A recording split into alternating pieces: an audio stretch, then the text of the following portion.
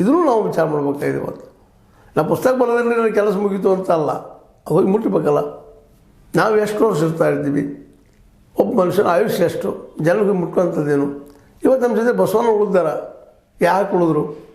ಬರೀ ಪರಕೋದು ಕೂಡಲಿಲ್ಲ ಅವ್ರ ವಚನ, ಸಮಾಧಾನ ಹೇಳಿದ್ರು ಅವ್ರು ಚೇಂಜ್ ಮಾಡೋದಕ್ಕೆ. ಹೇಳ್ದ ಆವತ್ತಿನ ಸರ್ಕಾರದ ವಿರುದ್ಧನ ಬೆಜ್ಜಾಬ ಸರ್ಕಾರವ ಅವ್ರ ವಿರುದ್ಧ ಹೋರಾಟ ಮಾಡಿ ಇವತ್ತು ನಮ್ಮ ಜೊತೆ ಬಸವಣ್ಣ ಅದಾರ.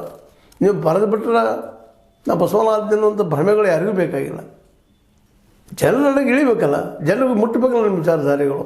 ಪ್ರಗತಿಶೀಲರು, ನಾವು ಮುಂದುವರಿದವರು, ನಾವು ಬದಲಾವಣೆ ಮಾಡೋರು, ಬಂಡಾಯಗಾರರು ಅಂತಂತ ಹೇಳ್ಕೋತ ಹೋದ್ರೆ ಮಹೇಶ್ ಅಂತವ್ರು ನೀವು ಯಾಕೆ ಇಟ್ಕೊಂಡಿದ್ದೀರಪ್ಪ ಅಲ್ಲೇ? ಈಗಾಗಲೇ ಕಿತ್ತಾಕ್ಬೇಕಾಗಿತ್ತಲ್ಲ ಅವ್ರನ್ನ. ನಿಮ್ಮಲ್ಲಿ ಸಂಘಟನೆ ಶಾಸ್ತ್ರ ಇಲ್ವ? ಜನರಿಗೆ ಭೇಟಿ ಆಗಬೇಕು ಮಾಡಬೇಕು ಅನ್ನೋದು ಇಲ್ವ? ಸಾಕಷ್ಟು ಇವತ್ತು ನೀವು ಪ್ರಶಸ್ತಿಗಳನ್ನು ಮತ್ತೇನನ್ನು ಪಡ್ಕೊಂಡಿದ್ದೀರಿ. ಸರ್ಕಾರದಲ್ಲಿ ನಿಮ್ಮ ದೊಡ್ಡ ಹಸ್ತಕ್ಷೇಪ ನಡೀತಿರ್ತದೆ. ಕಾಂಗ್ರೆಸ್ ಸರ್ಕಾರ ಬಂದರೆ ನೀವು ಒಂದು ರೀತಿ ಕಿಂಗ್ ಮೇಕರ್ ಇದ್ದಂಗೆ ಇರ್ತೀರಿ.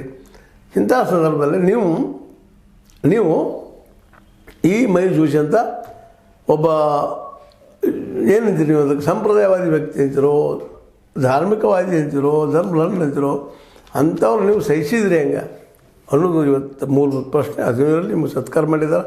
ನಾವು ಯಾಕೆ ಮಾತು ಹೇಳ್ತಾ ಇದ್ದೀನಪ್ಪ ಅಂತಂದ್ರೆ, ಅಟ್ಲೀಸ್ಟ್ ಸಾಹಿತ್ಯ ಪರಿಷತ್ ಆದರೂ ಸಾಹಿತಿಗಳಿಗಾಗಿರಲಿ, ಅವ್ರ ಗೌರವಿಸೋದಕ್ಕಿರಲಿ, ಅವ್ರ ನಿಜವಾದ ಸಾಹಿತಿ ಜನರಿಗೆ ಏನು ಹೇಳಬೇಕಾಗಿದೆ ಹೇಳಿ, ಜೊತೆಗೆ ಜನರ ಮನಸ್ಸನ್ನು ಬದಲಾವಣೆ ಮಾಡುವಲ್ಲಿ ಸಾಹಿತ್ಯ ರಚನೆ ಭಾಳ ಪ್ರಮುಖ.